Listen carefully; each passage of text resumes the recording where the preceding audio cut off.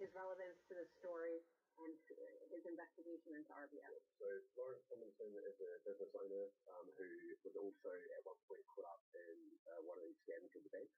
He was appointed by Vince Cable into the Department of Business to investigate the fraudulent conduct of the alleged fraudulent conduct. People were alleging then that there was this GRG group smashing and grabbing their assets. Vince Cable, who now says there was no smoking gun before, but now there is.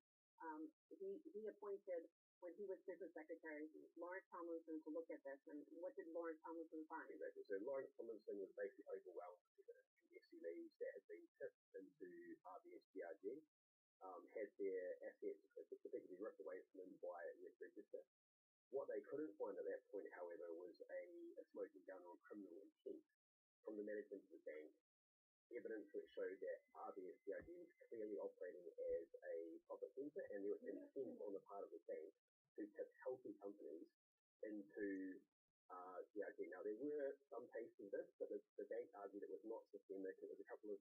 Now, why didn't they find the evidence? Did they not have subpoena power? Did Lawrence Tomlinson was he not able to subpoena and get the computers? So one of the issues which Nigel can attest to, that actually the police have been denied access to the documents required to undertake a proper investigation. So this is what happens with all these fake inquiries here. They say, we're having an inquiry, and people assume it's done like in the United States, where the Department of Justice can smash and grab all your stuff if they have a subpoena, and they could do a proper investigation, look at what all the lies are covering up. But now it was only because somebody within the organization knew where these documents were and released it. In Nigel's case, the police basically told him that we can ask for a warrant, but the warrant only relates to one particular individual address. Now, the RBS distributed servers, they can just move the information around and the police can't access it.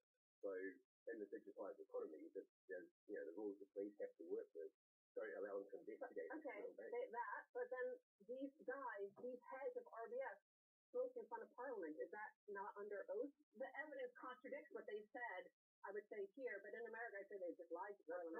In America. I don't think it's on the oath when they're speaking to Parliament. And that's the problem. But we're being for a commoner. Yeah.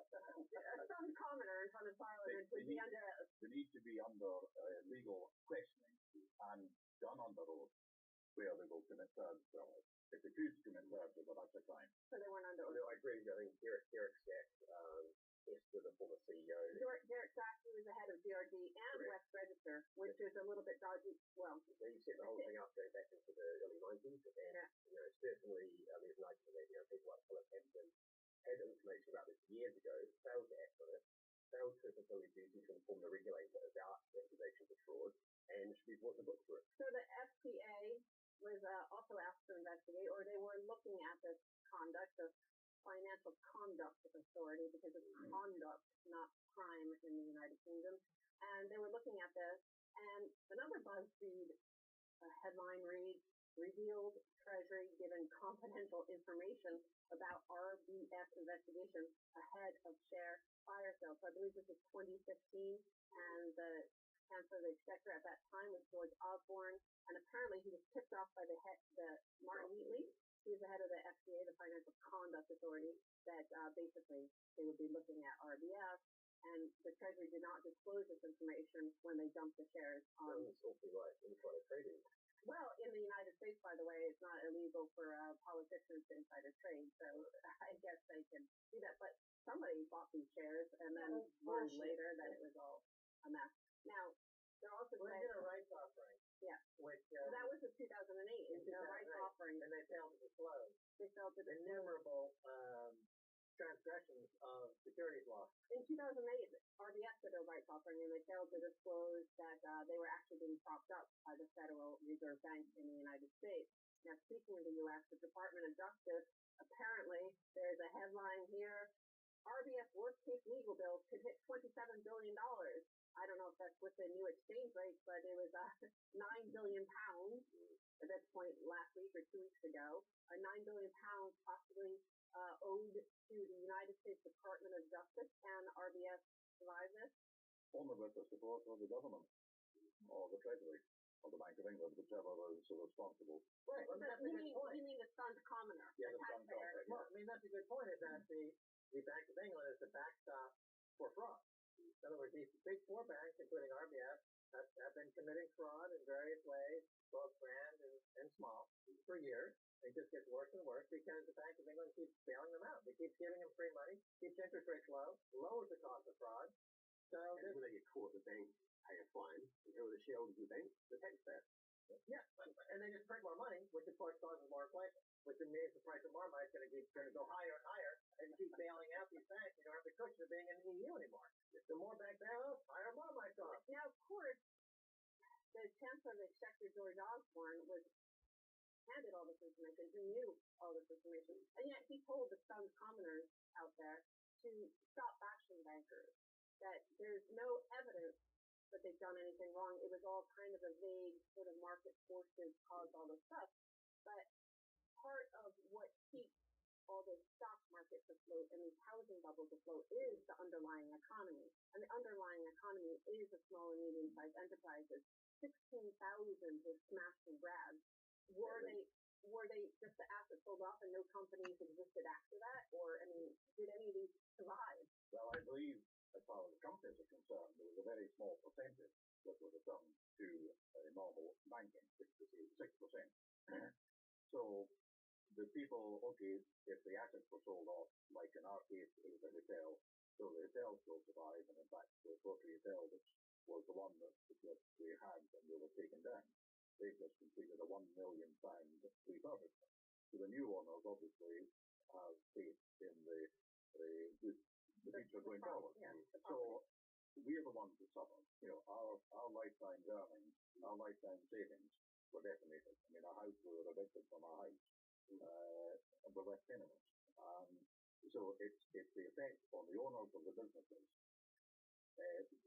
Where you've got businesses which employ a lot of people in other services where there's no asset, yes, they may be out of a job.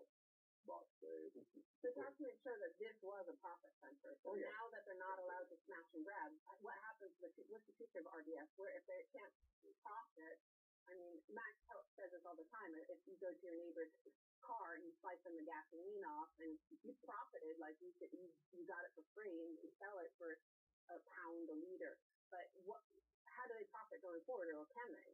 Well, I think they'll make operating profits going forward, but all those profits are going to be eaten up by paying the legacy issues that they have now come back to haunt them. In reality, the RBS hasn't turned a profit in the last 8 years since it was bailed out. It's made a loss every year. Every year, the CEO, the board, award themselves enormous bonuses for taxpayer money. The company in its current mode isn't viable. It's closed more branches than any other bank in the UK.